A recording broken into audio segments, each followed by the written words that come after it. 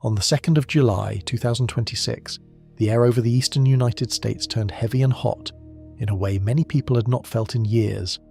A dome of high pressure had settled over the middle and eastern parts of the country, and under it the heat index climbed past 110 degrees in places that rarely reach it.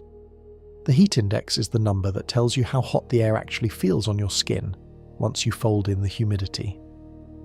In New York City, the thermometer touched 100 degrees for the first time in 14 years.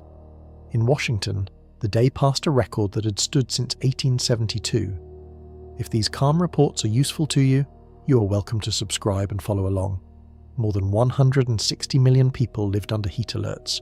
This report walks through how the heat built, why the humidity made it far worse than the temperature alone, what it did to the power grid and the people caught under it, and why forecasters believe a real line was crossed here, one worth understanding slowly and in full. In the last days of June, before most people were thinking about heat at all, the forecasters were already watching the maps. They saw a familiar shape forming in the upper air over the centre of the country. A large area of high pressure was building, and it was settling in to stay. On a weather map it looked calm, almost boring, a wide smooth curve with no storms inside it. That calm was the first sign of what was coming. The pattern has a name that meteorologists use often in summer. They call it a heat dome. It is a big mound of high pressure that parks over a region and refuses to move. Air under high pressure sinks. As that air sinks, it presses down and warms, the same way a bicycle pump gets warm when you push the air inside it. The sinking air also shoves clouds away and clears the sky. With no clouds to block it, the sun reaches the ground all day and heats it without a break. By the last week of June, the forecast models were lining up. They agreed that this dome would strengthen and slide toward the eastern half of the country. When several different models agree days in advance, that is a strong signal. The National Weather Service leaned on that agreement. Its forecasters began writing about a heat wave that would build through the end of the month and peak around the 4th of July. They started with the softer alerts, the watches and the advisories, and set the stage for stronger ones. The word warning matters here, because the heat did not arrive as a surprise to the people whose job is to see it coming. It was forecast, and it was forecast early. That is worth holding on to through the rest of this report.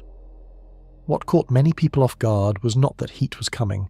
It was how high the heat would climb, and how much worse the humidity would make it feel once it got there.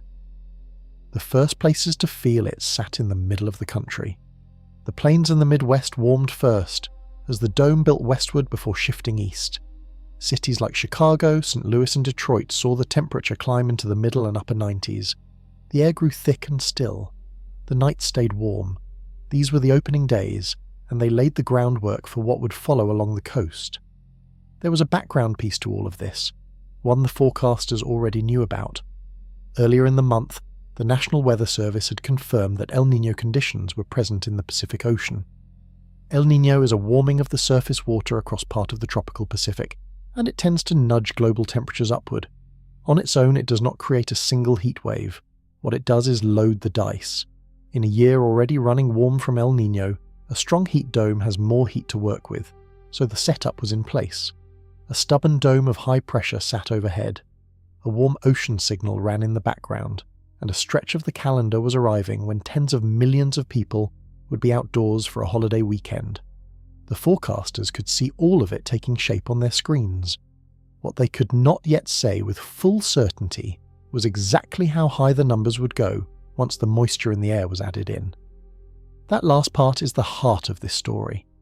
The number on a thermometer is only half of what the body feels on a hot, sticky day.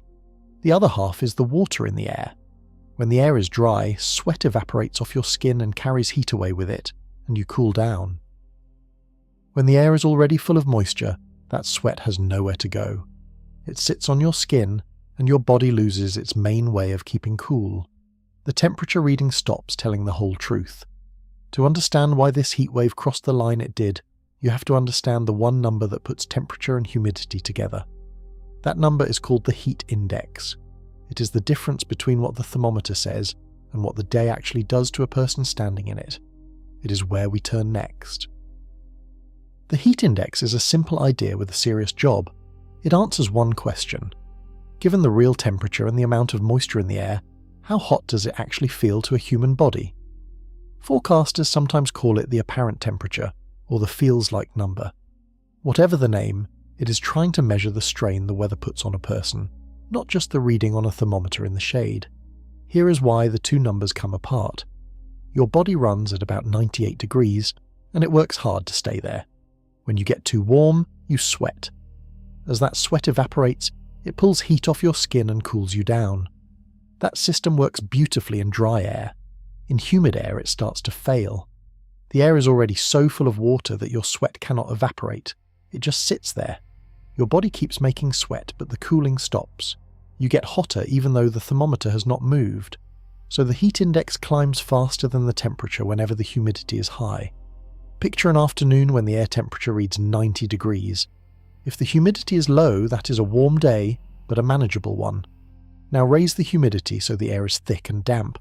That same 90 degrees can feel like 113 degrees to your body. Same thermometer reading. Very different day. The heat index is how forecasters put that hidden strain into a number people can act on. During this heat wave, that gap did most of the damage. Across the eastern two-thirds of the country, the humidity ran high for days. The air had been sitting under the dome, cooking, and it held onto a great deal of moisture. So even where the temperature climbed into the upper 90s rather than the triple digits, the heat index pushed well past 100 degrees, and in the worst spots it reached toward 115. The National Weather Service warned of exactly that range in the hardest hit corridor. This is the line the title of this report points to. When people say the heat crossed a dangerous line, they're usually talking about the heat index, not the plain temperature. A heat index above 105 degrees is the level where health agencies start warning that heat illness becomes likely for anyone exposed for long. Above 110, that risk climbs sharply, and it reaches people who are otherwise young and healthy. For a large stretch of the country to sit in that band for several days in a row is unusual, and it is worth taking seriously. There is one more idea underneath the heat index, and it is the one scientists watch most closely. It is called the wet bulb temperature. The name comes from an old and simple experiment. You wrap a wet cloth around the bulb of a thermometer and let the water evaporate. The evaporation cools the thermometer, and the reading you get tells you how much cooling power the air still has. In dry air, the wet bulb reading drops well below the real temperature. In very humid air, it barely drops at all, because the air cannot take on any more water. The wet bulb temperature matters because it marks a hard limit. When it climbs high enough, sweat stops working entirely, and the human body cannot shed heat no matter what it does. Researchers place that ceiling somewhere around 95 degrees on the wet bulb scale, though real people can be in danger well below it. This heat wave did not reach that absolute limit. It is important to say so plainly and not overstate the case. What it did do was push the feels-like numbers into a range where the margin for a person outdoors grew thin. That is the tool we will use for the rest of this report. Whenever you hear a temperature in the days ahead, remember that the number your body felt was often higher. The thermometer tells you the air. The heat index tells you the cost of being in it. Now we can look at the thing that trapped all this heat in place and held it there for days. We turn to the dome itself. The dome was the engine of the whole event, so it is worth slowing down to see how it worked. Start with high pressure. In the atmosphere, high pressure is a region where the air is sinking toward the ground rather than rising. Rising air is what makes clouds and storms. Sinking air does the opposite. It dries the sky out and keeps the weather quiet. A heat dome is simply a very strong, very stubborn area of that sinking air, sitting over one place for a long time. Two things happen under a dome and both add heat. The first is compression. As air sinks from high up toward the surface, the weight of the atmosphere above squeezes it. Squeezed air warms up. This is the same effect you feel on a bicycle pump, and it happens on a vast scale across the whole region under the dome. The air is being warmed simply by being pushed down. The second thing is sunshine. With the clouds cleared away, the sun pours down on the ground hour after hour, day after day. The ground soaks up that energy and radiates it back into the air. Each day the heat builds a little more than it drained off the night before. The dome acts like a lid on a pot, holding the warmth in and letting it stack up. After several days, the whole air mass underneath is hotter than it was when the dome first arrived. What made this particular dome matter was that it would not move. Weather patterns usually march along from west to east, carried by the winds high in the atmosphere. When the pattern gets stuck, the winds that would normally push a system along go slack, and a dome can sit in the same place for days. Meteorologists call this a blocking pattern because it blocks the normal flow. A blocking high is what turns a hot afternoon into a week-long heat wave. This dome set up over the central and eastern United States and then leaned east, so its worst heat rolled toward the coast right as the holiday weekend arrived.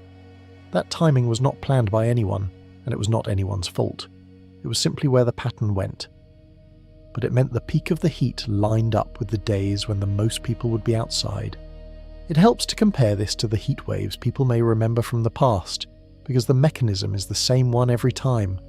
The long, punishing heat that gripped the American Southwest in the summer of 2023 came from a blocking high that parked over the western states for more than 6 weeks. Phoenix, Arizona, ran a stretch of 31 straight days above 110 degrees during that event.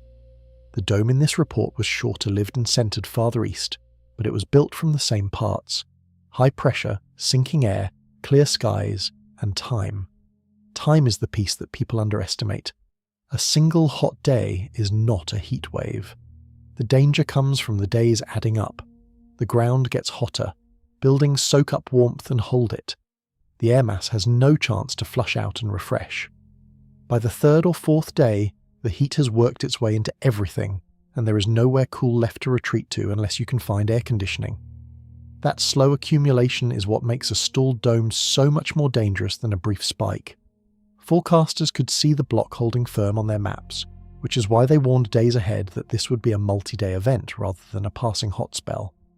They knew the dome would grip the region and not let go until the larger pattern finally shifted. That shift would eventually come, but not before the heat reached its peak over the coastal cities. And it was over one particular stretch of those cities that the heat concentrated hardest. A line of major metros runs up the East Coast, connected by a single interstate highway, and that corridor is where the dome did its most intense work. We follow the heat there next. There is a highway that runs up the eastern seaboard, Interstate 95, and it strings together some of the largest cities in the country. Washington sits near its southern end. Baltimore comes next, then Philadelphia, then New York, then on up toward Boston. Tens of millions of people live along that line. When the heat dome leaned east, this corridor is where its worst heat settled, and for a few days it became the hottest, most crowded stretch of the whole event. The most intense heat pushed into this corridor on Thursday, the 2nd of July, and held its grip through Friday. Temperatures climbed into the upper 90s and low 100s from Washington all the way to Boston. That alone would have been notable, but the humidity came with it, and so the heat index, the feels-like number, rose above 110 degrees in spots. The air did not just read hot, it felt like standing next to an open oven. On that Thursday, at least 20 locations across the region broke or tied their record high temperature for the date. That is a striking number to reach in a single day. Records are not set lightly. Many of these had stood for decades, some for more than a century. To see 20 fall at once tells you the heat was not just uncomfortable. It was historic in the plain sense of the word, meaning it exceeded what the written record had seen before. Part of what made this corridor so vulnerable was simply how many people it holds and how they live. These are dense cities, built of brick, concrete and asphalt, materials that soak up heat during the day and give it back slowly at night. Millions of people in those cities depend on the same electrical grid to run their air conditioners at the same time. When everyone reaches for cooling at once, the strain on that system grows, a thread we will pick up later in this report. The heat also arrived at the worst possible moment on the calendar. This was the run-up to the 4th of July and the summer of the country's 250th anniversary. People were travelling, gathering outdoors and lining up for celebrations and sporting events. The corridor that was baking the hardest was also the corridor filling up with visitors. That combination is exactly what public health officials worry about, because it puts the largest crowds in the hottest air. It helps to picture what the heat index numbers meant on the ground for an ordinary person. A feels-like reading near 110 degrees is not a matter of discomfort. Standing in it, a healthy adult begins to feel the strain within minutes. Walking any distance in the sun becomes genuinely taxing. For anyone doing physical work outside, or for anyone whose body does not handle heat well, the danger is real, and it arrives quickly.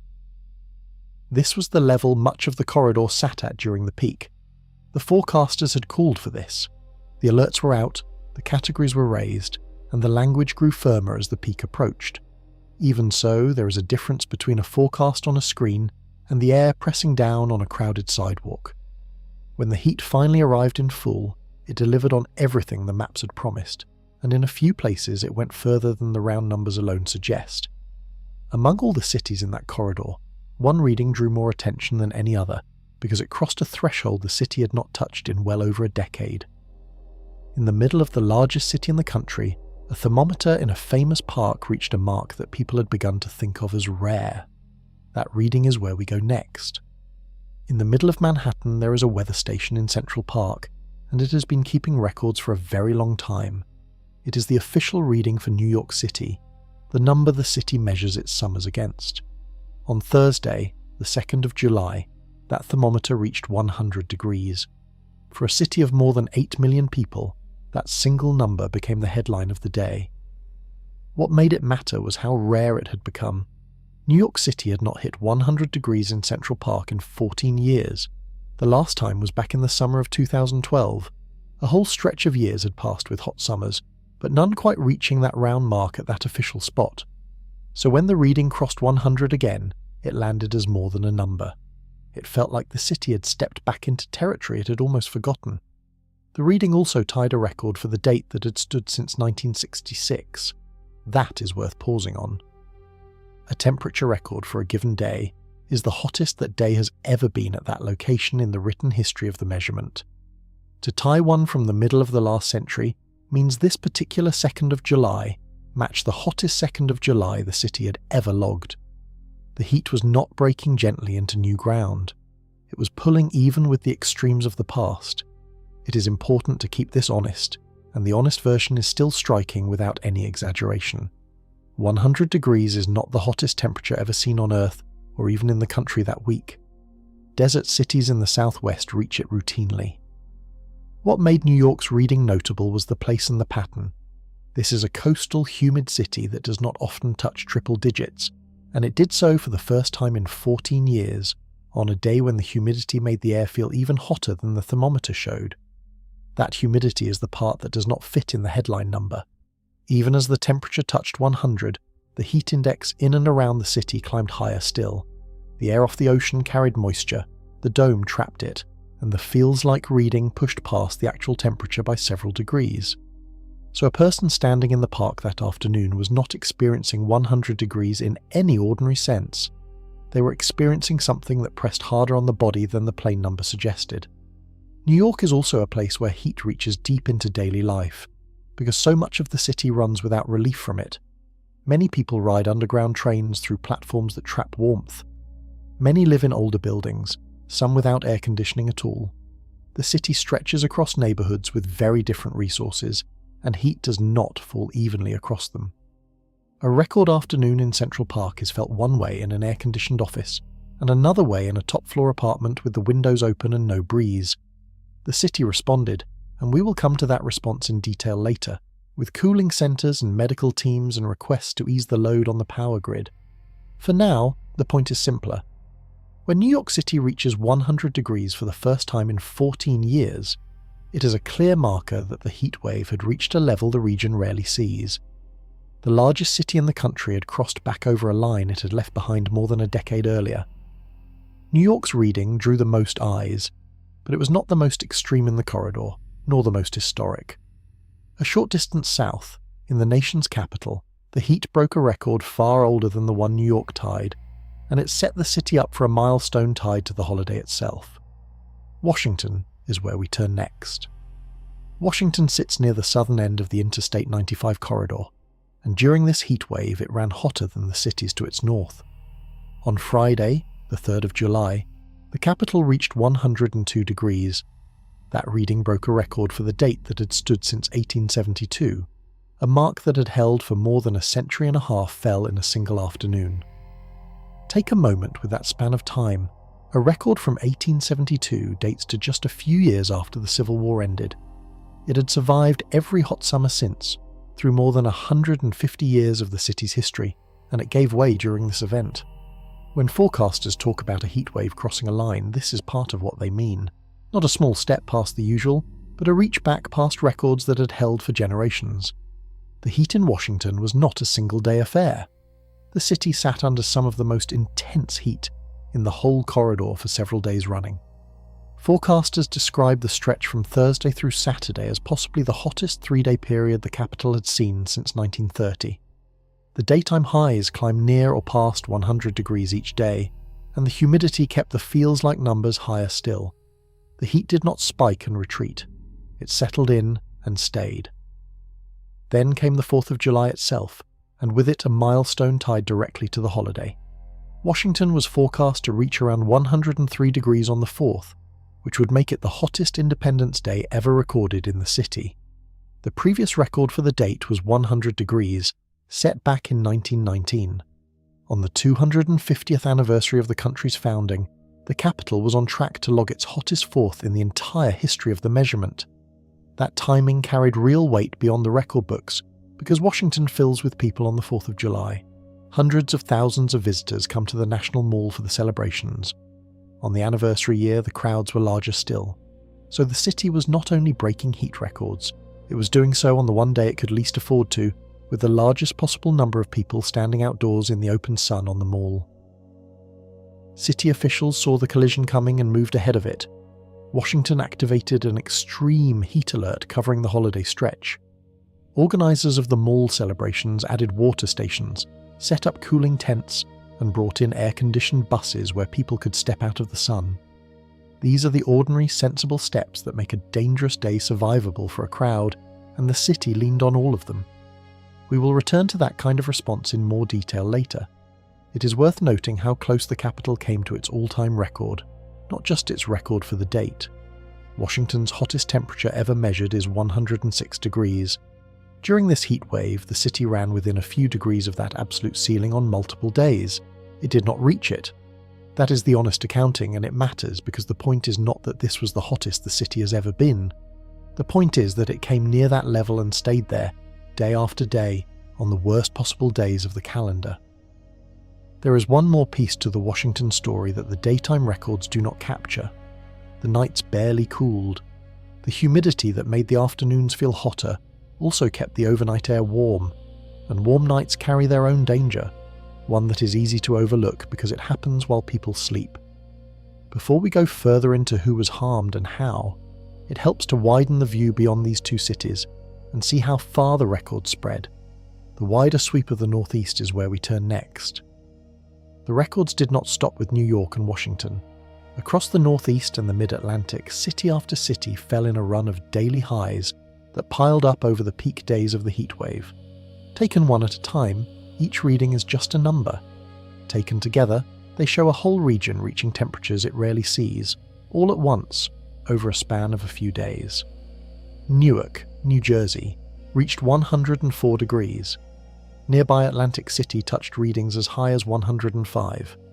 Philadelphia climbed to around 103, and on the hottest day pushed toward 104.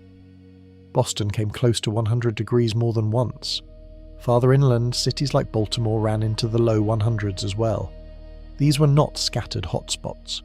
They were a connected band of heat covering the most densely populated corner of the country. The count of broken records tells the story in a single figure. Over the heat wave, the eastern part of the country broke at least 36 daily high temperature records, and that is only the daytime highs. When you add the records for warm nights, the total climbs higher still.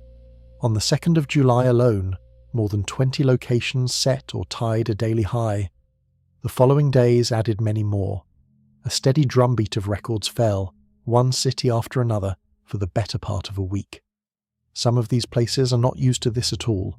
Caribou, Maine sits far to the north near the Canadian border, in a part of the country known for long cold winters.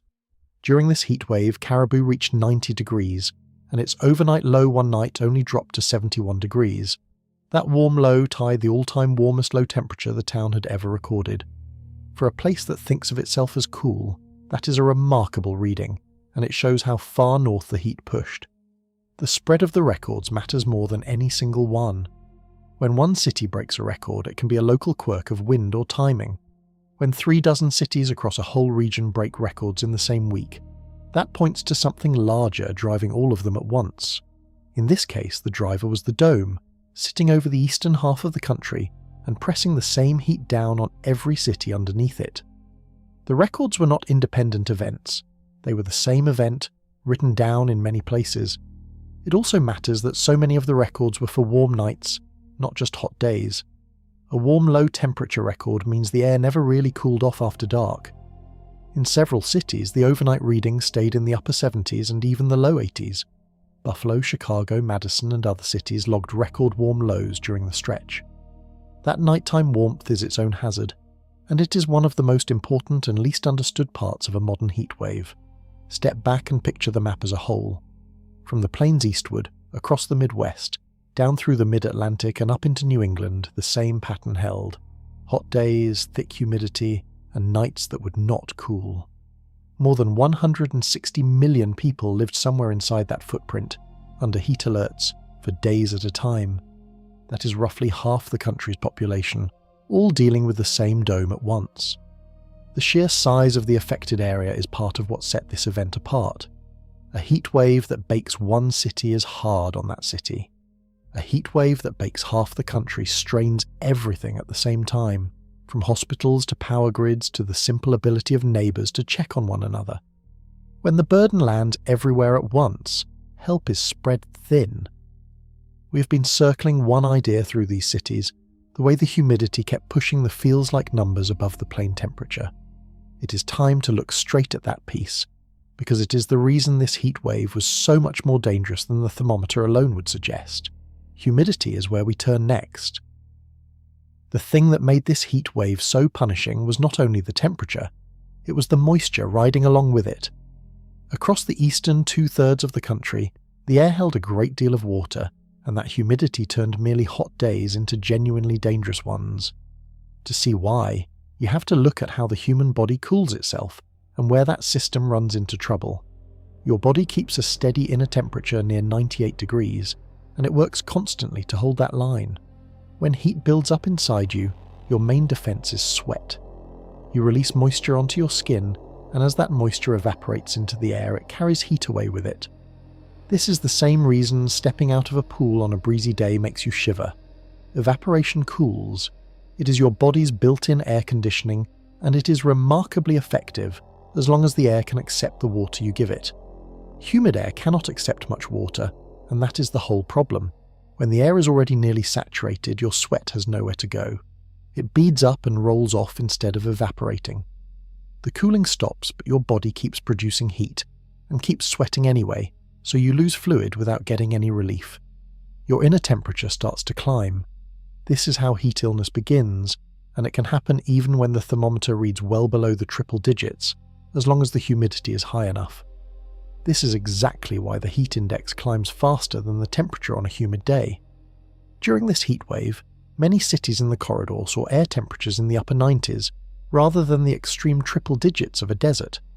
Yet the feels-like numbers pushed past 110 degrees and toward 115 in the worst spots. The gap between the two numbers was the humidity, and that gap was where the real danger lived. There is a useful way to picture the difference between dry heat and humid heat. In a dry desert, the air is hot but thirsty, so your sweat evaporates fast and does real cooling work.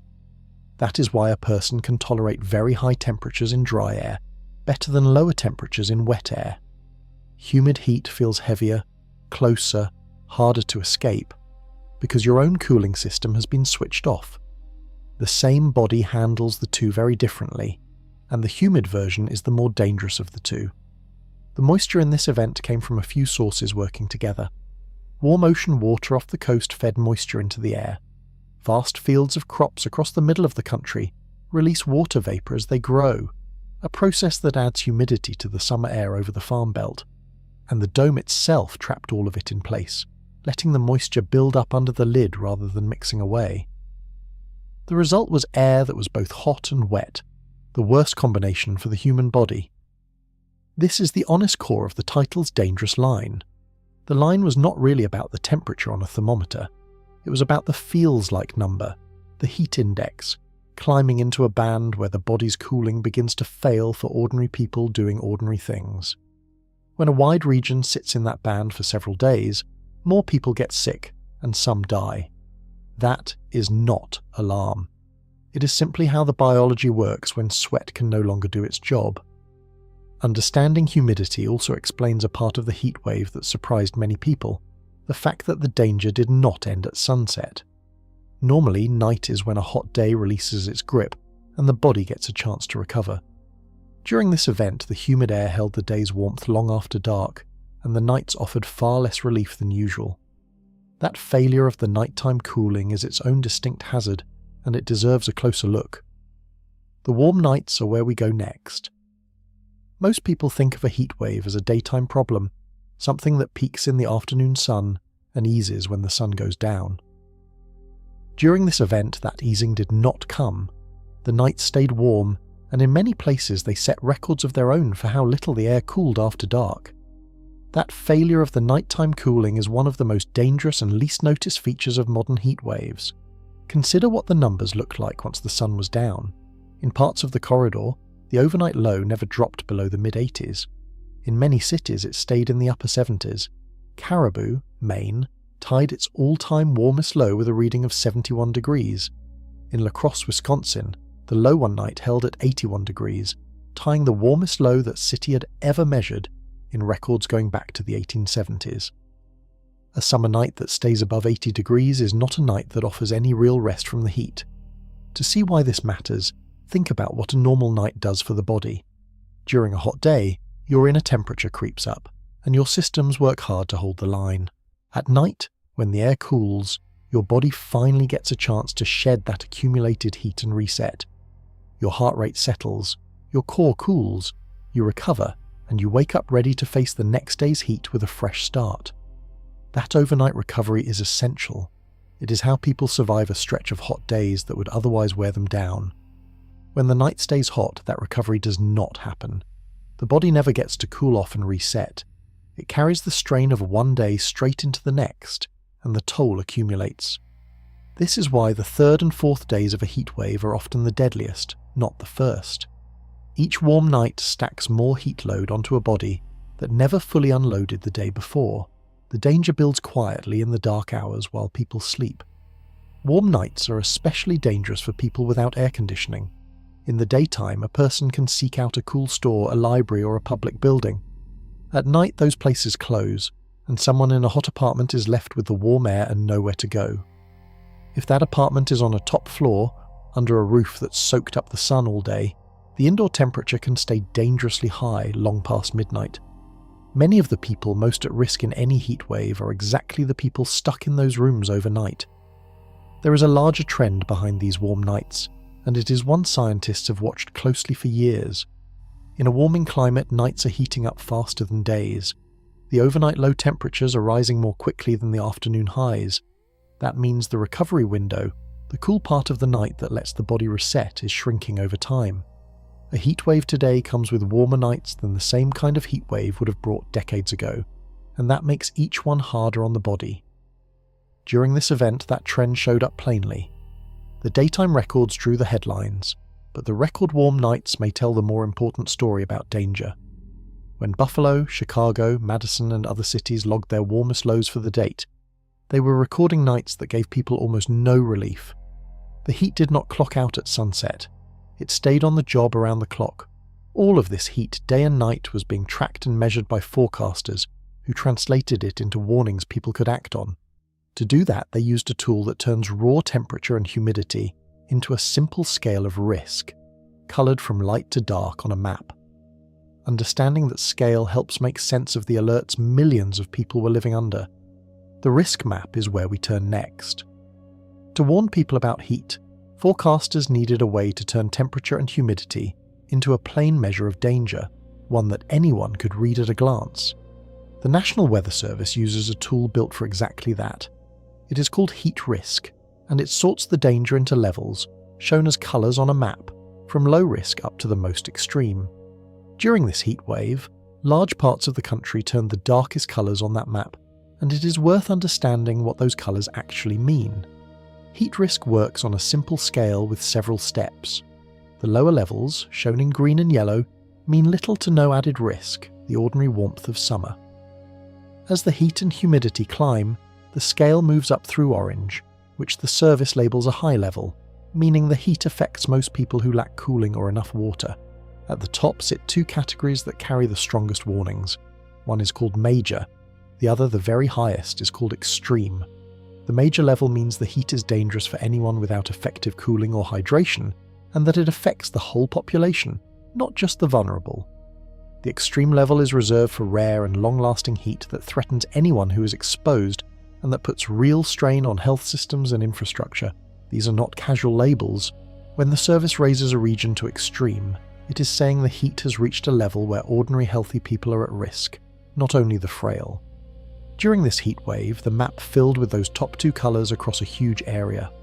Through the 4th of July, more than 165 million people across the Midwest and the East fell under the major or extreme categories of the heat risk scale.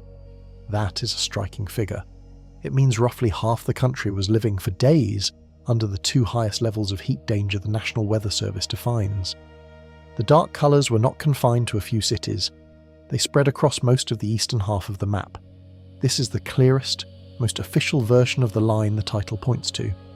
When people say the heat crossed a dangerous threshold, the heat risk map is where that shows up in black and white. A reading in the extreme category is the service telling everyone in that zone, in plain institutional language, that this heat can hurt or kill people who do not take it seriously. For that category to cover such a wide area for so many days is the heart of why this event stood out. The value of a scale like this is that it translates a complicated mix of temperature, humidity, timing, and duration into a single word a person can act on. You do not need to track the heat index yourself, or know the wet bulb temperature, or read the fine print of a forecast. You just need to know that your area is under a major or extreme heat risk, and that the sensible response is to stay cool, drink water, and check on the people around you. The scale does the hard work so ordinary people can make simple decisions. It also helps officials decide when to act. When the map goes dark, cities open cooling centres, utilities brace their systems, and hospitals prepare for a rise in heat cases. The scale is a trigger for the whole apparatus of response. During this event, the dark map set all of that in motion, across dozens of cities at once, because the danger was arriving everywhere at the same time. The strongest heat and the darkest colours on the map concentrated where the most people lived and where the most electricity was being drawn to fight the heat. That demand for power collided with the very heat that was driving it, and the electrical grid came under serious strain. What happened to the power system, and how the people who run it responded, is where we go next. Air conditioning is the main thing standing between people and the worst of a heat wave, and air conditioning runs on electricity. So when a heat wave grips half the country, tens of millions of people reach for their cooling at the same moment, and the demand for power surges. During this event, that surge pushed the electrical grid to its limits in the most heavily populated part of the country, and the people who run the grid had to work hard to keep the lights and the air conditioners on. Focus first on the Mid-Atlantic, where much of the corridor's power flows through a single large grid operator, known as the PJM interconnection. This is the organisation that balances the supply and demand of electricity across a wide region that includes Washington, Baltimore, Philadelphia, and many other cities. When the heat peaked, demand on that system climbed toward the top of its range. To reduce the risk of blackouts, the Federal Department of Energy issued emergency orders aimed at increasing electricity generation within that grid, allowing power plants to run harder than normal rules would usually permit. That kind of emergency order is not routine. It is a step taken when officials are genuinely worried that demand could outstrip supply and force blackouts during a dangerous stretch of weather. A blackout during extreme heat is not an inconvenience. It is a threat to life, because it cuts off the air conditioning that people are relying on to stay safe. Keeping the grid up during a heat wave is, in a real sense, a public health effort as much as a technical one. Even with those measures, some people did lose power. In the New York City area, more than 19,000 customers of the local utility, Consolidated Edison, lost service during the peak of the heat. The company pointed to the combination of heat, humidity, and surging demand for air conditioning as the strain on its system, with the trouble concentrated in parts of the Bronx and Queens. Crews worked to restore service, and the company reported bringing power back to more than 60,000 customers affected by scattered outages over the course of the heatwave. Losing power in a heatwave creates a cruel loop. The heat drives up demand, the high demand and the heat together stress the equipment, and stressed equipment is more likely to fail, which cuts power to the very people who need it most. Underground cables and transformers run hotter when the air around them is hot, and they are more prone to faults under heavy load. So the worst outages tend to come at the worst possible time, right at the peak of the heat, in the neighbourhoods already struggling most. Cities and utilities tried to ease the load rather than just meet it. In New York, the mayor asked residents to set their air conditioners to 78 degrees and to unplug appliances they were not using, in order to reduce the total draw on the system and lower the risk of outages. Small individual choices, multiplied across millions of households, add up to real relief for a strained grid. Turning a thermostat up a few degrees in each home lightens the load on the whole network. This is a quiet but crucial part of the story, because it shows how a heatwave tests more than human bodies. It tests the systems people depend on. The grid, built and sized for ordinary summer demand, gets pushed toward its edge by heat this severe. When those systems hold, most people never notice how close the margin was. When they fail, the failure can turn a dangerous day into a deadly one.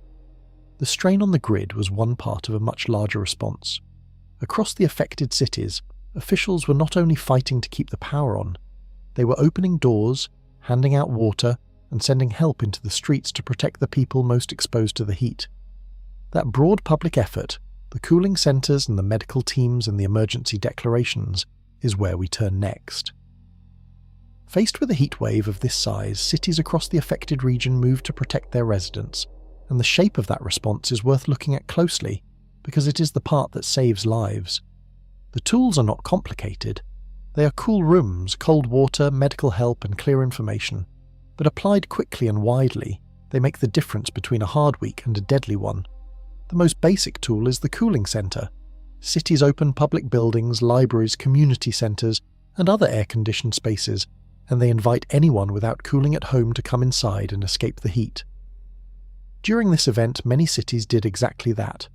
Boston, New York, Philadelphia, Washington, and Raleigh, North Carolina, among others, opened cooling centres and expanded the hours and reach of public spaces where people could get out of the heat. For someone in an apartment with no air conditioning, a cooling centre is the simplest form of safety there is. New York City went further, because in a city that large, telling people about a cooling centre is half the battle. The city opened hundreds of cooling centres and deployed mobile medical vans into the streets to hand out water, provide sunscreen, and perform quick wellness checks on people who looked to be struggling. It also used its network of public information kiosks, more than 2,000 of them, to display directions to the nearest cooling centre. The goal was to make safety easy to find so that no one who needed a cool room went without one for lack of knowing where to go. Some cities raised the level of their response with formal declarations. Philadelphia declared a heat health emergency covering the peak days. Washington activated an extreme heat alert through the holiday stretch and expanded its cooling centres, hydration stations, and emergency medical resources ahead of the huge crowds expected for the anniversary celebrations. These declarations are more than words. They unlock resources, direct staff, and give officials the authority to act quickly, and they signal to the public that the danger is real and the city is taking it seriously. Special attention went to the large outdoor events that could not simply be cancelled. Washington's celebrations on the National Mall added water stations, cooling tents, and air-conditioned buses where people could step out of the sun. In Philadelphia, organisers moved a ceremony indoors and reduced the hours of an outdoor festival tied to the World Cup, adjusting the schedule so that fewer people would be standing in the open during the hottest part of the day. These are sensible, undramatic choices, and they reflect exactly what health officials advise, which is to limit exposure during the peak hours. Underneath all of these efforts sits a single principle, and it is the same advice health agencies give in every heat wave. Stay out of the heat during the hottest part of the day. Drink water before you feel thirsty. Find air conditioning, whether at home or in a public space, and check on the people around you who are most at risk, especially older neighbours, those living alone, and anyone without cooling. Simple as it sounds, that last step, one person checking on another, saves more lives in a heatwave than almost anything else. There is a reason officials lean so hard on neighbours checking on neighbours.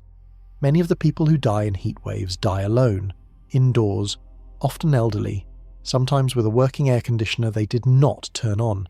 They are not always found until it is too late. A knock on the door, a phone call, a quick look in on someone who lives alone, these small acts catch the people who would otherwise slip through every official system. No cooling centre helps a person who never leaves their apartment. A neighbour can. The response, taken as a whole, was broad and fast, and it reflected hard lessons learned from heatwaves of the past. Cities knew what was coming, and they moved ahead of it. Even so, a heatwave this large and this hot reaches people despite every effort, and it did here.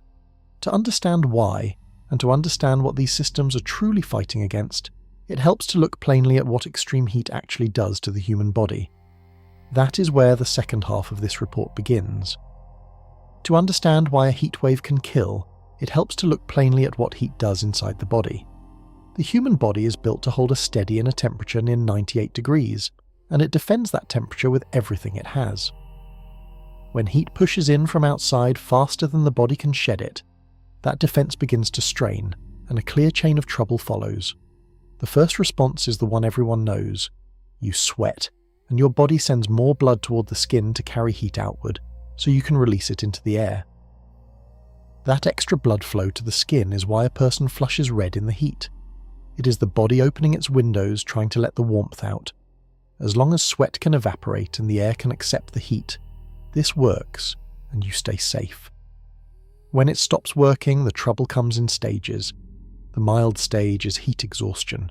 A person feels weak, dizzy, and nauseated. They sweat heavily. Their skin goes cool and clammy, and their heart races as the body works harder to cool itself. This is a warning stage. A person in heat exhaustion who gets into the shade, drinks water, and cools down will usually recover. The body is under strain, but it has not yet lost the fight. The dangerous stage is heat stroke, and it is a true emergency. Here the body's cooling has failed completely, and the inner temperature climbs out of control past 104 degrees and higher. Oddly, the skin may go hot and dry because the sweating has shut down. The person grows confused, may slur their words, may collapse or have a seizure. At this point, the heat begins to damage the brain and the organs directly. Without fast cooling and medical help, heat stroke kills, and it can do so quickly. What makes severe heat so dangerous is that it does not only threaten the frail, it also strains the heart. Pushing all that blood toward the skin, hour after hour, is hard work for the heart, and it raises the risk of heart attacks and strokes even in people who seemed healthy. This is why the death count in a heatwave often includes people whose official cause of death is a heart problem. The heat was the trigger, even if it does not appear on the certificate. Heatwaves also worsen breathing problems, and the poor air quality that often comes with them makes that worse still. There is a hard physical limit underneath all of this, the wet bulb temperature described earlier in this report. When the combination of heat and humidity climbs high enough, sweat cannot evaporate at all, and the body simply cannot cool itself no matter how young or fit the person is. Researchers place that ceiling around 95 degrees on the wet bulb scale, though harm begins well below it. This heat wave did not reach that absolute limit, and it is important to say so clearly rather than overstate the danger. What it did reach was a level where the margin grew thin for anyone spending real time outdoors. Time and exposure are the deciding factors. A healthy adult can handle a short spell in dangerous heat, especially if they can rest, drink water, and cool off afterward. The people who fall are usually those who cannot escape it, who are exposed for hours, who lack water or shade or cooling, or whose bodies are already weakened by age or illness. Heat rarely kills a strong person in a moment. It wears the vulnerable down over hours and days. This is also why heat is often called a quiet or invisible killer. There is no dramatic scene, no wind or water or flame. A person grows tired, then confused, then still, often alone and indoors. The danger hides behind ordinary summer weather, which is part of why heat waves are consistently among the deadliest kinds of extreme weather, year after year, even though they draw less attention than storms. Across the United States, heat is estimated to play a role in about 10,000 deaths in an ordinary year. That figure is a reminder that even a normal summer carries a real toll, and a severe, widespread heat wave adds to it. Understanding the biology makes the response make sense. Every cooling centre, every bottle of water, every check on a neighbour is aimed at breaking this chain before it reaches its final stage. With that understanding in place, we can look honestly at what this particular heatwave cost in human terms. Counting the harm from a heatwave is harder than it sounds, and the reasons why are worth explaining. The toll, and how it is measured, is where we turn next.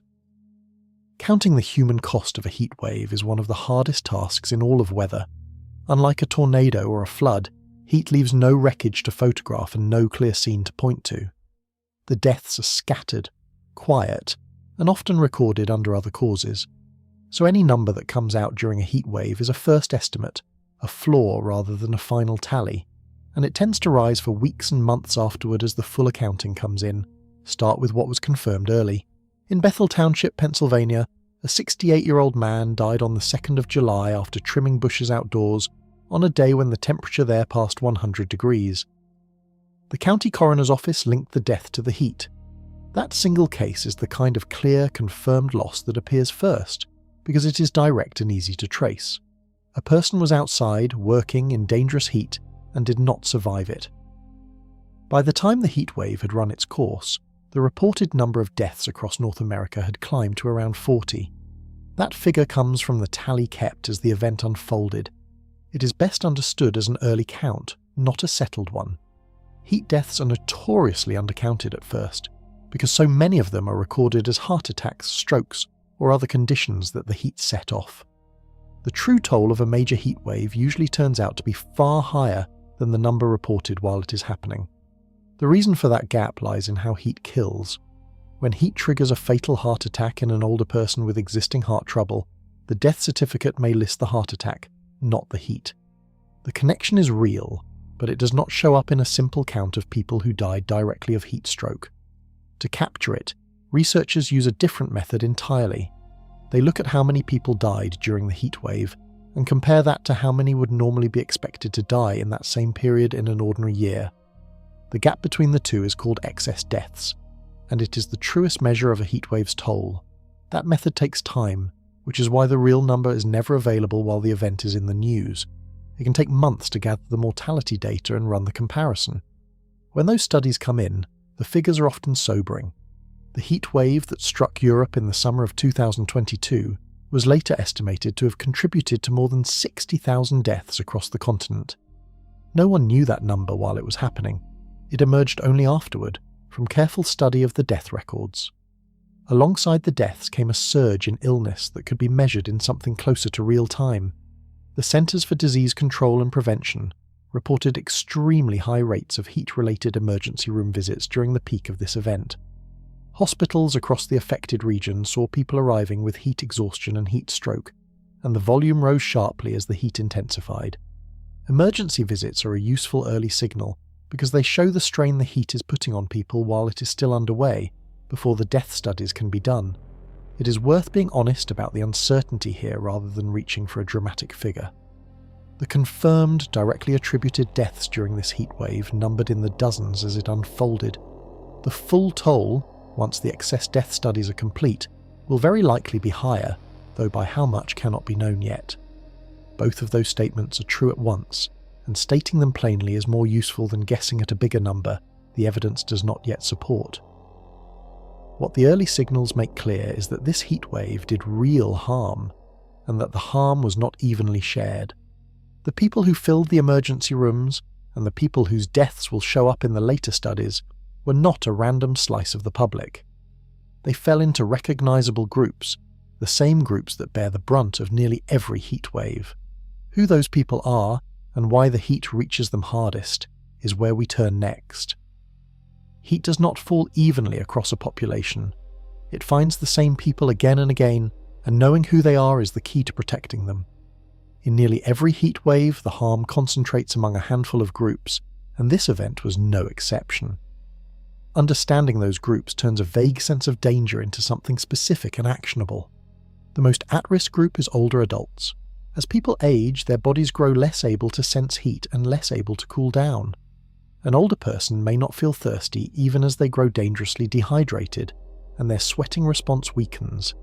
Many also take medications that affect how the body handles heat and fluids. On top of that, older people are more likely to live alone, which means no one is there to notice when they start to struggle. This combination is why the elderly make up the largest share of heat deaths in almost every event on record. Outdoor workers form another group squarely in harm's way. Construction workers, farm labourers, roofers, delivery drivers, and landscapers cannot simply go inside when the heat index climbs. Their work keeps them in the sun, doing hard physical labour, exactly the activity that generates the most internal heat at the worst possible time. The man who died in Pennsylvania during this heat wave was doing yard work outdoors. His death is a stark reminder that for people whose jobs are outside, extreme heat is an occupational hazard, and one that official guidance urges employers to take seriously with water, rest, and shade. Then there are the people without air conditioning, or without the means to run it. Air conditioning is the single most effective protection against heat, and access to it splits sharply along lines of income and housing. A person in a well-cooled home rides out a heat wave in relative safety. A person in an apartment with no cooling, or who cannot afford to run what they have, faces the full force of the heat around the clock, including through those warm nights that offer no recovery. This is why heat, more than most hazards, tracks closely with poverty. Cities add their own layer to this. Certain neighbourhoods run hotter than others within the same city, and these hotter neighbourhoods are often the ones with the least tree cover, the most pavement, and the fewest resources. A person in a leafy, well-off area may experience a heat wave several degrees cooler than a person a few miles away in a dense, treeless district. The heat maps of a city and the income maps of a city often look remarkably alike, and the overlap is not a coincidence. Some groups are vulnerable for reasons of health or circumstance. People with heart disease, lung conditions, or diabetes handle heat less well. Very young children, whose bodies have not fully developed their heat defences, are at risk, especially if left in hot cars or outdoors too long.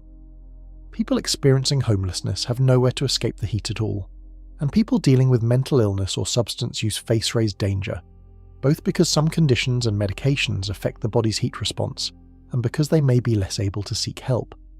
The through line connecting all these groups is exposure and isolation. The people who suffer most are those who cannot get out of the heat, and those who have no one to check on them. That is why the single most effective piece of advice in any heat wave is also the simplest. Look in on the vulnerable people you know.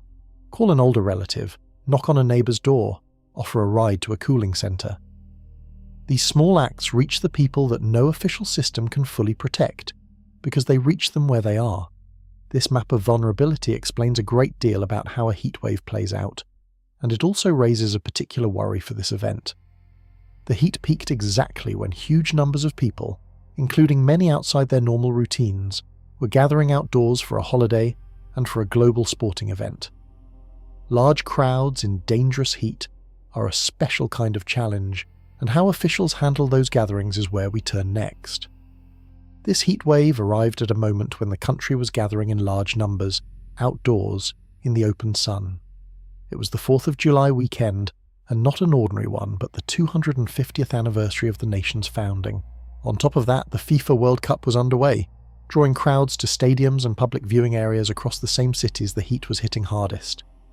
The collision of extreme heat and mass gatherings is a distinct kind of danger, and it demanded a distinct response. Consider what a big outdoor gathering does to the ordinary rules of heat safety. The standard advice is to stay out of the sun during the hottest hours, to rest, and to stay near cooling. A crowd at a celebration or a match does the opposite. People stand for hours in the open, packed together, often far from shade or air conditioning, sometimes waiting in long lines under a midday sun. The very setting works against every piece of heat guidance at once. That is why officials watch these events so closely. Washington faced the sharpest version of this. Hundreds of thousands of people were expected on the National Mall for the anniversary celebrations, on what was forecast to be the hottest 4th of July in the city's recorded history. The response leaned on the basics, scaled up. Organisers added water stations so people could stay hydrated, set up cooling tents where people could step out of the sun, and brought in air-conditioned buses as places to recover. the city activated its extreme heat alert and expanded its medical resources ahead of the crowds. The aim was to let the celebration happen while lowering the odds that it would send large numbers of people to the hospital. The World Cup added its own complications, because international sporting events run on fixed schedules that are hard to change. In Philadelphia, officials adjusted where they could. They moved one ceremony indoors, and they reduced the hours of the city's outdoor World Cup fan festival ahead of a Saturday match, trimming the time crowds would spend gathered in the heat. These are the kinds of practical adjustments that matter, shortening exposure without cancelling the event outright. For the players and the crowds at the matches themselves, the heat changed how the games were experienced. Frequent breaks for shade and water became necessary, and spectators were urged to prepare as if for a health hazard, not just a day out. A packed stadium under a heat dome is a place where heat illness can spread quickly through a crowd, and organisers had to plan for that possibility with medical staff and cooling on hand. There is a deeper tension in all of this, and it is worth naming plainly. Big public gatherings are exactly what people look forward to, and telling everyone to stay home is neither realistic nor, for most healthy people, taking sensible precautions, necessary. The goal of officials was not to cancel the country's celebrations. It was to make them survivable by adding water, shade, cooling and medical support, and by trimming exposure at the edges. Most people who took reasonable care came through the event safely. The measures worked because they matched the real risk without overreacting to it. Still, the gatherings raised the stakes of the whole event, because they put the largest possible crowds in the hottest possible air on the hottest days. Every additional person outdoors during the peak was another person who might need help. That the toll was not far worse owes a great deal to the preparation, to the cooling centres and water stations and medical teams, and to the simple fact that most people heeded the warnings and looked out for one another. The scale of this response and the record-breaking heat that prompted it naturally leads to a bigger question. Was this heat wave simply a bad turn of ordinary summer weather, or was there something about it that set it apart from the heat waves of the past? Scientists have tools to answer that question, and what they found when they studied this event is where we turn next. When a heatwave breaks this many records across this wide an area, a natural question follows. Was this just an unlucky roll of ordinary weather, or was something larger at work? Scientists now have a way to answer that question with real rigour, and for this event they reached a clear conclusion. To understand it, you have to understand a field of science that has grown up over the past decade called attribution. Attribution science asks a specific answerable question. Given a particular extreme event, how much more likely, or how much more intense, did the warming climate make it? Researchers answer this by comparing two worlds. One is the real world, with all the warming that has happened since the industrial age began. The other is a simulated world without that warming, the climate as it would have been on natural forces alone. By running the numbers in both worlds, they can measure how much the human-caused part of warming shifted the odds and the severity of the event in front of them. A group called World Weather Attribution specialises in doing this quickly, often within days of a major event, while it is still in the news. During this heatwave, that group produced an analysis, and its finding was blunt. The particular combination of intense heat and high humidity seen in this event would have been, in their words, virtually impossible without the warming caused by burning fossil fuels. In plain terms, a heatwave like this one does not happen in the climate we used to have. It happens in the climate we have now. That phrase, virtually impossible, deserves care, because it is stronger than the language scientists usually use. It does not mean the weather pattern itself was manufactured by climate change. Heat domes and blocking highs have always existed, and they always will. What the warming does is raise the baseline that the pattern builds on. When a heat dome forms in a world that is already warmer, the heat it produces starts from a higher floor and climbs to a higher peak. The same pattern that once made a hot week now makes a record-breaking one. A useful way to picture this is to think of the warming as shifting the whole range of possible temperatures upward. Imagine the full spread of summer weather as a curve, from cool days to hot ones. Warming slides that entire curve toward the hot end. Days that used to be rare extremes become more common. Temperatures that used to be off the chart entirely start to appear. The heat dome did not create the warming. It reached into a range that the warming had made newly reachable. This same conclusion has been reached for heatwave after heatwave in recent years, which is part of why scientists can state it with such confidence now. The deadly Pacific Northwest heat of 2021, the European heat of 2022, and the summers since, and now this event, all carry the same fingerprint. In each case, the analysis points the same direction. The warming climate made the heat hotter, more likely, and more dangerous than it would otherwise have been. The pattern in the science is as consistent as the pattern in the weather.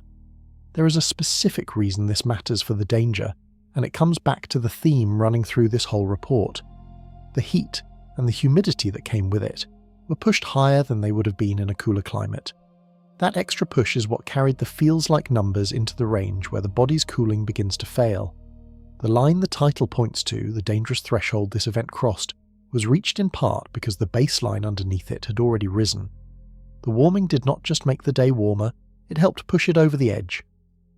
Attribution explains the human cause part of the picture, but it is not the whole picture.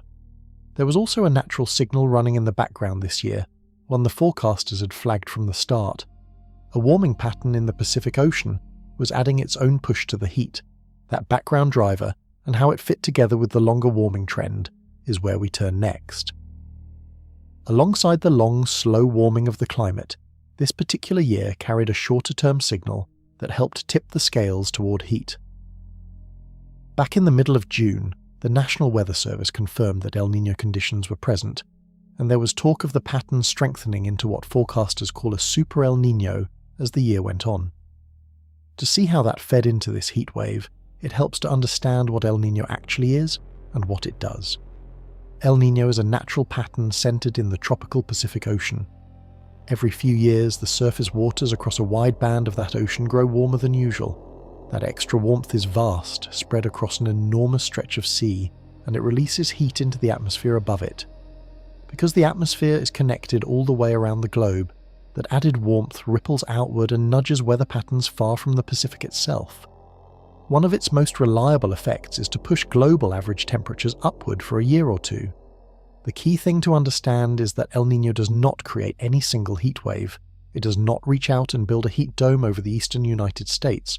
What it does is raise the odds. In an El Niño year, the whole planet runs a little warmer, and warm extremes become more likely everywhere. Forecasters sometimes describe this as loading the dice. The pattern does not decide which day will be hot. It just makes hot outcomes more probable across the board. So this heat wave sat on top of two pushes at once, and it is worth keeping them separate. The first is the long-term warming from the buildup of heat-trapping gases, the trend that attribution scientists tie to burning fossil fuels. That trend rises steadily, year after year, decade after decade. The second is the shorter-term bump from El Niño, which comes and goes over a span of a year or two. When an El Niño year lands on top of the long-term warming, the two add together, and the warmest extremes climb higher than either would produce alone.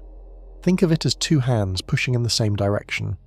The steady hand of a long-term warming pushes the baseline up a little more each year and never lets go. The occasional hand of El Niño gives a hard shove for a year, then eases off. Most of the hottest years on record have come during El Niño phases, precisely because that is when the temporary shove lands on top of the ever-rising baseline. This year fit that description, and this heat wave was one result. This framing also guards against a common confusion. In a cooler year, or during the opposite Pacific pattern called La Niña, heat waves still happen, and some are severe. El Niño is not required for dangerous heat. Its presence simply raised the ceiling this particular summer, making a strong heat dome more likely to produce record-breaking rather than merely uncomfortable heat.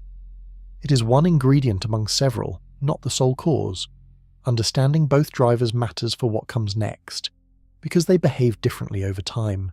El Niño will fade. When it does, some of the extra push behind this year's heat will ease, and a future summer without it may run cooler. But the long-term warming does not fade. It continues to rise, which means the baseline that the next heat dome builds on will be higher still. The temporary driver comes and goes. The lasting one keeps climbing. There is one more factor that shaped how this heat was actually experienced, and it operates not across oceans but block by block, within the cities themselves. The places where the most people live are also the places that hold heat the longest and release it the slowest. Why cities cook hotter than the land around them, and what that meant during this event, is where we turn next. If you had measured the temperature across a single region during this heatwave, you would have found something striking. The cities ran hotter than the countryside around them, sometimes by several degrees, especially at night. This is not a quirk of any one place. It is a well-understood effect that scientists call the urban heat island, and it shaped how the heatwave was felt by the millions of people living in the affected cities. The cause lies in what cities are made of. Fields and forests are covered in soil, grass and leaves, surfaces that hold moisture and give off water, which cools the air the way sweat cools skin. Cities are covered in asphalt, concrete, brick and dark roofing. These materials do the opposite. They soak up the sun's heat all day long, storing it deep in their mass, and they hold very little moisture to provide any cooling. A city is, in effect, a giant sponge for heat, built out of pavement and stone. During the day, all that dark, dense material absorbs the sun's energy and grows hot to the touch. Anyone who has crossed a parking lot barefoot in summer knows how much heat asphalt can hold. A city is acres upon acres of exactly that, plus the walls of buildings catching the sun from every angle. The urban landscape gathers far more heat during the day than the green land beyond its edges. The effect is strongest after dark, and that is what makes it dangerous.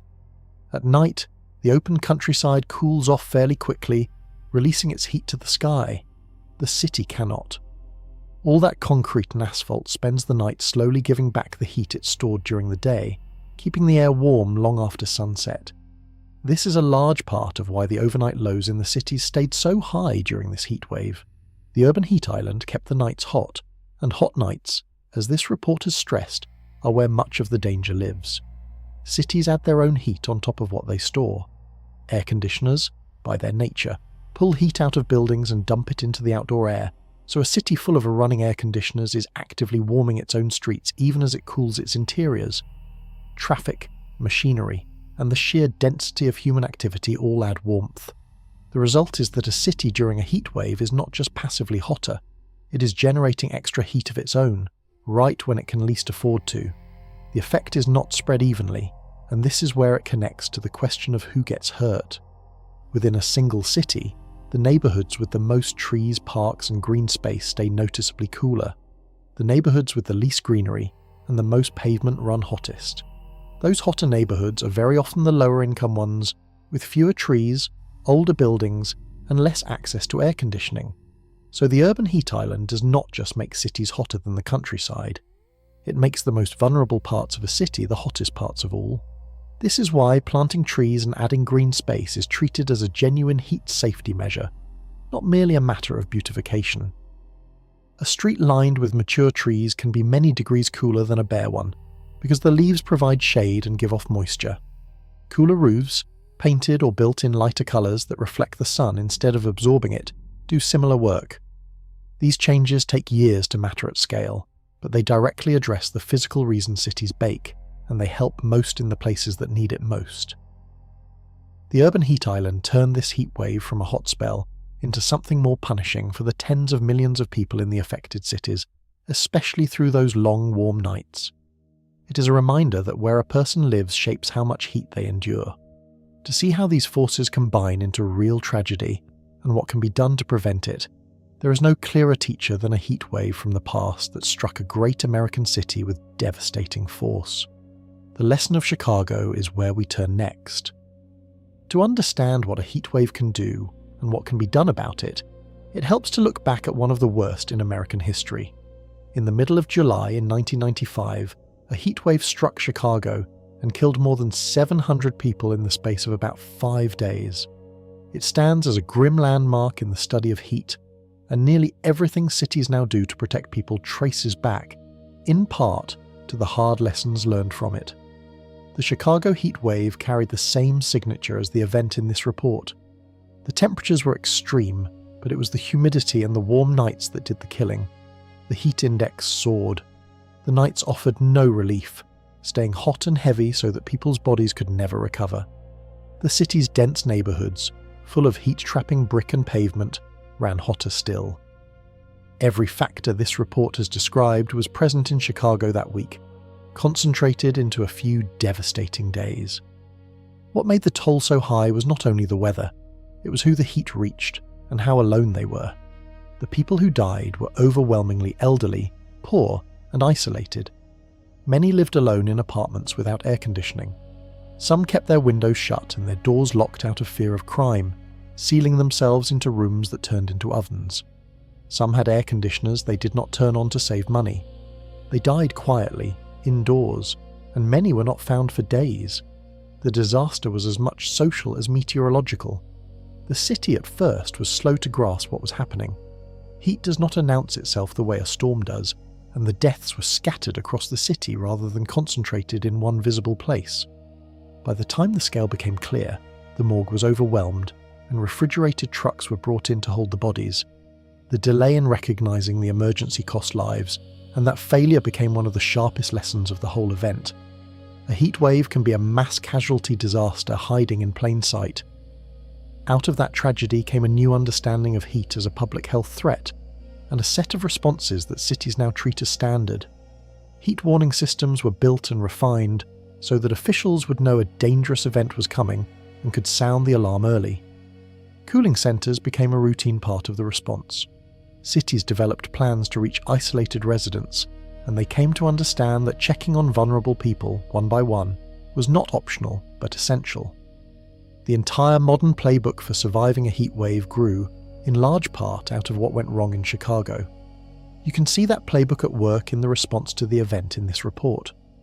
The early warnings from the National Weather Service, the heat risk map, the cooling centres opened across a dozen cities, the mobile medical vans, the emphasis on checking on neighbours, all of it descends from lessons paid for in Chicago 3 decades ago.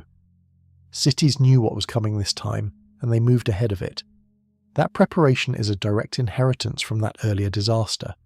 The comparison also offers a measure of honest reassurance without minimising the danger. This heat wave was severe, widespread, and deadly, and its full toll will not be known for months. But the confirmed deaths as it unfolded numbered in the dozens across a region, holding half the country's population, not the hundreds, concentrated in a single city as in Chicago. That difference is not luck alone. It reflects 30 years of better warnings, better preparation, and a public that has learned to take heat seriously. The systems built after Chicago worked, imperfectly but meaningfully. Chicago teaches that heat waves are survivable disasters, that the deaths are largely preventable, and that preparation saves lives. It also teaches that the danger is not finished when one heat wave ends. Even as the eastern heat began to break, the pattern that produced it was not done with the country. The heat was already shifting to a new region and reaching a place that had almost never seen it. Where the heat went next is where we turn. Even as the eastern half of the country finally began to cool, the larger pattern was not finished. Heat is not a single event that strikes once and departs. It is a pattern in the atmosphere, and patterns move. Just as the eastern heat started to ease, a second heat dome began to build across the western and central United States, and with it the heat reached into a place that had almost never felt anything like it. The relief in the east came the way it usually does, when the blocking pattern that had held the dome in place finally broke down. As the block eased, the winds high in the atmosphere began to flow again, and cooler air was able to push in behind the departing heat. Across much of the Midwest and then the Northeast, temperatures sank back toward the more usual 80s. For most of the corridor that had baked for days, the worst was over. Much of the South, though, stayed hotter than normal, holding in the 90s into the following week. But the atmosphere had simply relocated its dome. Around the 6th of July, a fresh area of high pressure began to strengthen over the western and central parts of the country. The same machinery that had baked the east, sinking air, clearing skies, building heat, set up again farther west. For the people in its path, a new round of extreme heat was beginning even as the east exhaled. This is a common way for a hot summer to unfold, with the heat migrating from one region to another as the pattern shifts. The most striking part of this westward move was how far north the heat reached. For the first time on record, a heat advisory was issued for Alaska. That is a remarkable sentence to be able to write. Alaska is a place defined in the popular imagination by cold, by ice and long winters, and it had never before needed a formal heat advisory. That it needed one now is a vivid marker of how far the reach of extreme heat has extended into regions that historically had no reason to prepare for it. Alaska's situation carried an added difficulty. The state is not built for heat. Homes there are designed to hold warmth in through brutal winters, which is exactly the wrong design for a heat wave. Air conditioning is rare because it has almost never been needed. A population and a landscape shaped entirely around cold are poorly equipped to handle heat when it arrives, and that lack of preparation is its own kind of danger. A temperature that a southern city would shrug off can be a serious event in a place with no cooling and no experience of it. This northward and westward spread fits the larger story this report has been telling. As the baseline warms, heat pushes into places and seasons that used to be safe from it. Records fall not only in the usual hotspots, but in the cool corners of the map, in northern Maine, in Alaska, in places that built their whole way of life around the cold. Each of those firsts is a small signal of a shifting range, of extreme heat becoming possible where it simply was not before. The movement of the heat across the country over these days shows that this was not one isolated event but part of a restless shifting pattern, capable of striking region after region through the summer. One dome breaks down in the east, another builds in the west, and the heat finds new ground. This is the rhythm of a hot summer in a warming climate, and it means the end of one heat wave is rarely the end of the danger. All of this record-breaking in the east and now the west and north raises a question worth sitting with. Records are falling so often now that the word itself can start to lose its force. What does it actually mean when a temperature record breaks, and why are old marks giving way so much more frequently than they used to? That question is where we turn next. This heat wave broke or tied dozens of temperature records, and in recent years that has come to feel almost routine. Records fall so often now that the news of another one can wash over people without landing. It is worth slowing down to ask what a record actually means, and why they are breaking so much more frequently than they once did, because the answer reveals something important about the direction things are heading. Start with what a record is. A daily high temperature record for a given place and date is simply the hottest that day has ever been there in the entire span of measurement, which in many American cities reaches back a century or more.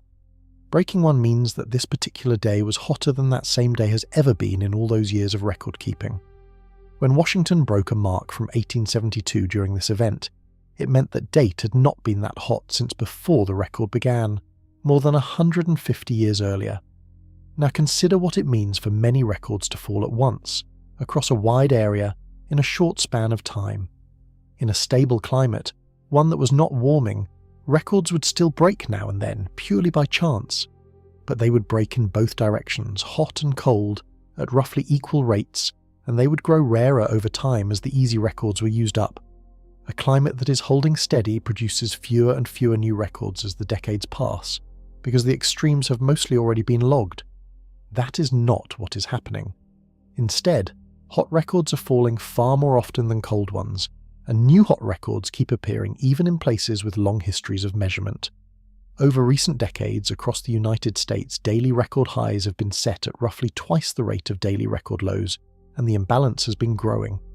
That lopsidedness is the fingerprint of a warming baseline. When the whole range of temperatures shifts upward, the hot end reaches into new territory, while the cold end retreats. Return to the image of the curve from earlier in this report, the full spread of possible temperatures. Warming slides that entire curve toward the hot side. The result is not that every day is hotter by the same amount. It is that the hot extremes, the tail of the curve, push into ground that was previously unreachable, while genuine cold records become harder and harder to set. Each fraction of a degree of warming in the average translates into a disproportionate jump in the frequency of record heat. Small shifts in the middle produce large shifts at the edge. This is why the steady drumbeat of broken records is more meaningful than any single one. One record can be a fluke of local weather. A pattern of hot records consistently outpacing cold ones year after year across the whole country is a signal of the baseline itself moving. The records are not just individual weather events. Taken together, they are a running measurement of the climate shifting underneath the weather. It also means the meaning of a record is changing over time. A temperature that would have been a rare, once-in-a-generation extreme a few decades ago may now be merely a hot day. The bar keeps moving. What broke records this year may, in a warmer future, become an ordinary summer afternoon, and new records will be set beyond it. The records falling now are not the end of the trend. They are markers along the way of a baseline that continues to climb. Understanding this takes some of the surprise out of events like this one, and replaces it with something more useful, which is expectation. If the baseline is rising, then heatwaves like this will keep coming, and they will keep breaking records, and preparing for them is simply prudent rather than alarmist. That practical mindset leads naturally to the question that matters most for any individual person. When a heatwave like this arrives, what should you actually do to stay safe? That plain guidance is where we turn next. After all the mechanisms and records and larger forces, it comes down to a simple, practical question. When a heatwave like this one arrives in your area, what should you actually do? The good news is that the guidance is straightforward. It matches what health agencies advise everywhere, and following it keeps the great majority of people safe even in dangerous heat. None of it is complicated, and all of it is worth knowing before you need it. The first and most important step is to get out of the heat during the hottest part of the day. That usually means the late morning through the late afternoon. If you can be indoors and cool during those hours, do it. If your home has air conditioning, use it, and set it to a temperature that keeps you comfortable without straining the grid, around 78 degrees during peak demand. If you do not have air conditioning at home, go somewhere that does. A cooling centre, a library, a shopping centre, or a friend's home will work. Even a few hours in a cool space during the peak gives your body the recovery it needs. Water is the second essential. Drink more than you think you need, and drink it before you feel thirsty, because thirst lags behind what your body actually requires, especially in older adults. Water is the best choice. It helps to go easy on alcohol and on very sugary drinks during extreme heat, since they work against good hydration. If you're sweating heavily for hours, your body is losing not just water, but salts, and eating normally or taking in a sports drink helps replace them. Dress and plan for the heat. Light, loose, light-coloured clothing helps your body stay cool. If you must be outside, wear a hat, seek shade, and take frequent breaks in the coolest spot you can find. Reschedule hard physical activity and exercise to the early morning or the evening when the heat eases. If you work outdoors, follow the standard guidance to take regular breaks in the shade, drink water often, and pace yourself, and employers are urged to make that possible. Never leave a child, an older person, or a pet in a parked car even briefly, because the temperature inside rises to lethal levels within minutes. Learn the warning signs of heat illness, because catching it early is what prevents the worst outcomes. Heat exhaustion shows up as heavy sweating, weakness, dizziness, nausea, and cool, clammy skin. If it appears, the response is to move to a cool place, rest, sip water, and cool the body with damp cloths. Heat stroke is the emergency, and its signs are different. The skin may become hot and dry, sweating may stop, and the person grows confused, may collapse, or loses consciousness. Heat stroke requires calling for emergency medical help right away, and cooling the person as fast as possible while help is on the way. Knowing the difference can save a life. The single most effective thing many people can do costs nothing at all. Check on the people around you who are most at risk. Call or visit older relatives and neighbours, especially those who live alone or lack air conditioning. Offer them a ride to a cool place. Make sure they are drinking water and that their cooling is working. As this report has shown, the people who die in heat waves are so often the isolated found too late. A single phone call or knock on a door reaches exactly the people no official system can fully protect.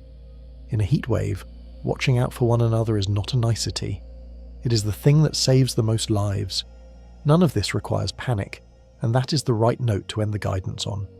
Extreme heat is dangerous, but it is also one of the most survivable of all hazards when people take sensible precautions and look out for each other. The tools are cool air, water, rest, awareness, and community.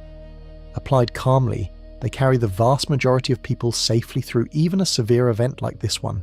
With the practical guidance in hand, it remains only to draw the threads of this event together, to separate what is known from what is still uncertain, and to say plainly what comes next. That final accounting is where we close. It is time to draw the threads together and say plainly where things stand. Over the first days of July in 2026, a powerful heat dome settled over the central and eastern United States and produced one of the most significant heat waves the region had seen in years. That much is certain, measured, and confirmed. The rest of this closing is an honest accounting of what is known, what is not yet known, and what to watch for as the summer continues. Here is what is known. A blocking area of high pressure trapped hot, humid air over the eastern half of the country and held it in place for days. The heat index, the number that reflects how the air actually feels on the body, climbed past 110 degrees in the hardest hit areas, and the National Weather Service warned of feels-like values reaching toward 115. More than 165 million people lived under the two highest categories of heat risk. Dozens of temperature records fell, including a mark in Washington that had stood since 1872, and New York City reached 100 degrees for the first time in 14 years. The capital saw what was on track to be its hottest 4th of July on record. All of this is confirmed. Here is what is known about the harm, along with its limits. Emergency rooms saw extremely high rates of heat-related visits. Confirmed deaths directly attributed to the heat numbered in the dozens across the affected region as the event unfolded, including a man in Pennsylvania who died doing yard work. The power grid came under real strain, prompting federal emergency orders and leaving some customers without service. Cities responded with cooling centres, water, and medical teams. Those facts are solid. Here is what remains uncertain. The full death toll is not yet known and will not be for months. Heat deaths are undercounted at first, because so many are recorded under other causes, and the true figure emerges only later, through careful study of how many more people died than would have been expected in a normal year. Based on past events, the final number will very likely be higher than the count reported during the event, though by how much cannot be said yet. It is more honest to hold that uncertainty openly than to reach for a figure the evidence does not yet support. Here is what the science can say with confidence. Analysis by researchers who study these events concluded that heat of this intensity, combined with this humidity, would have been virtually impossible without the warming caused by burning fossil fuels. A natural Pacific pattern, El Niño, added a further push this year. Together they lifted the baseline that the heat dome built upon, which helped carry the feels-like numbers into the dangerous range. The pattern was familiar. The height it reached was not, and here is what to watch for. The eastern heat has eased, but the pattern moved rather than ended. A second heat dome built across the western and central states, and for the first time on record a heat advisory was issued for Alaska. More heat is likely as the summer goes on, following the same restless rhythm of domes forming, breaking, and reforming over new ground. The sensible response is not alarm but readiness. Know the forecast, keep cool during the peak hours, drink water, and check on the people around you who are most at risk. That is the fullest and truest account of this event as it stands. A severe, record-breaking heat wave, driven by a stubborn dome and lifted higher by a warming climate, that tested the country's people and its systems and, thanks to decades of hard-learned preparation, was met with a response that held. The heat will keep coming this summer, and this report will keep following it calmly and clearly as it does. Stay cool, look out for one another, and we'll see you in the next report.